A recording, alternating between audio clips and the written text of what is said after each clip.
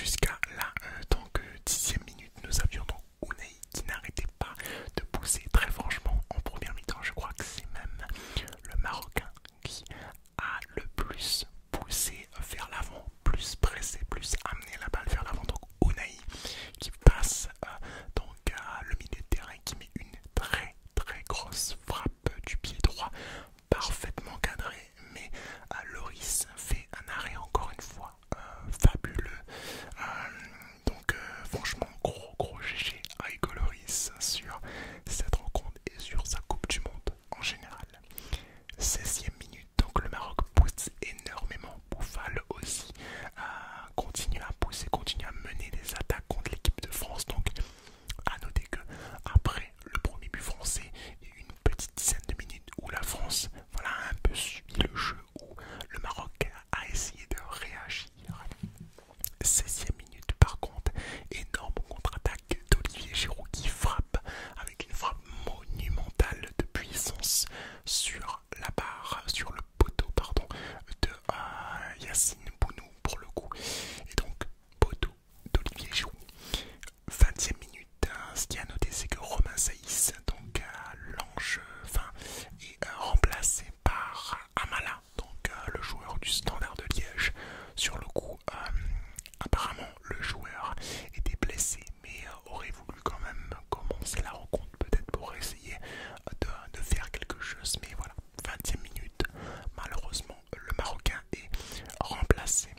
24e minute, malgré le 1-0, la France ne refuse pas le jeu. J'ai noté qu'il continue de presser à ce moment-là, même s'ils avaient un peu subi après le premier but. Ils ont continué à pousser et ça j'ai beaucoup aimé. C'est, on va dire, une des plus grosses différences avec l'équipe de France qu'on a pu voir à l'Euro 2020. Donc en 2021, c'est cette faculté-là de continuer à jouer, de ne plus refuser le jeu, même quand il mène la rencontre. La première demi-heure, tout simplement, passe et le Maroc est donc en retard sur chaque faute. Et je crois que ça va être le cas sur toute la rencontre.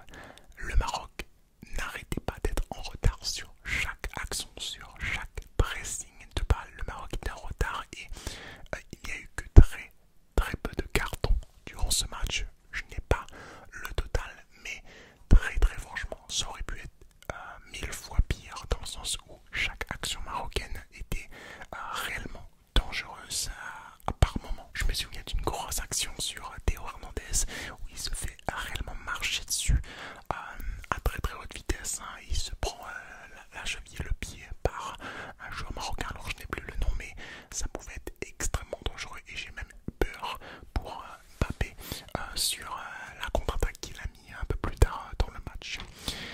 S'ensuit donc 10 minutes sans grosse action et jusqu'au corner, tir donc par Hakim Ziyech et El Yami qui met un superbe 6 retourné qui est capté, qui est repoussé par Loris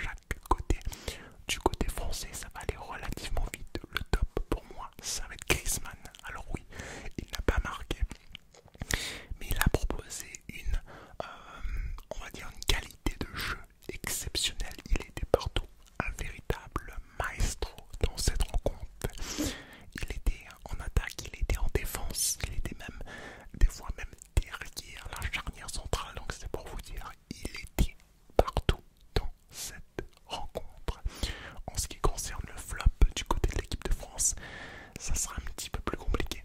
Alors, si j'aurais